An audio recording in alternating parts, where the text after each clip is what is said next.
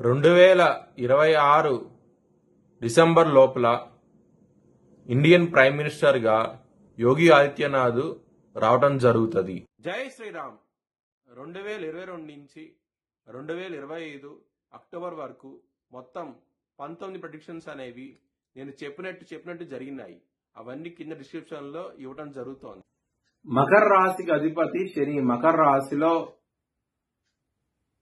ధనిష్ట 1-2 పాదాలు, ఉత్తరాషాఢ 2, 3, 4 పాదాలు, శ్రవణం 4 పాదాలు ఉంటాయి. ఈ నక్షత్రం వాళ్ళందరికీ నేను చెప్పే వార ఫలితాలు వర్తిస్తాయి. ఈ వారంలో మకర రాశి వారికి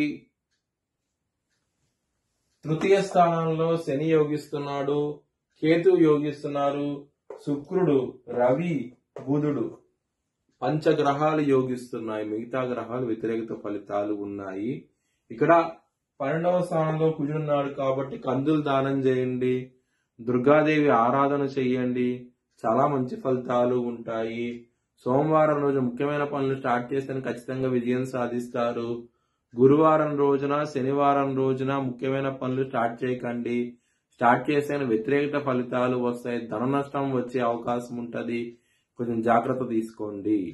మకర రాశి వారికి 2వ స్థానంలో రాహు ఉన్నారు. 2వ స్థానం అధిపతి శని 3వ స్థానం నుండి కుజుడు దృష్టి ఉండటం మూలంగా శని మీద కుటుంబ పరంగా గొడవలు ఉంటాయి. కొంచెం జాగ్రత్త తీసుకోండి. వారం అనేది ధన పరంగా మాత్రం మీకు ఎటువంటి లోటు అంటూ ఉండదు. లాభస్థానంలో మీకు 3 గ్రహాలు యోగిస్తున్నాయి కాబట్టి మీకు లాభపరంగా బాగుంటది. వారం అనేది ధనపరంగా చాలా చాలా బాగుంటది.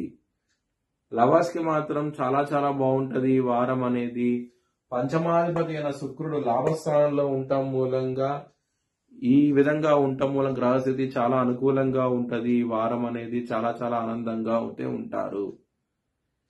హెల్త్ పరంగా మాత్రం చాలా బాగుంటది. మీకు ఎటువంటి ప్రాబ్లమ్స్ అంటూ ఉండవు.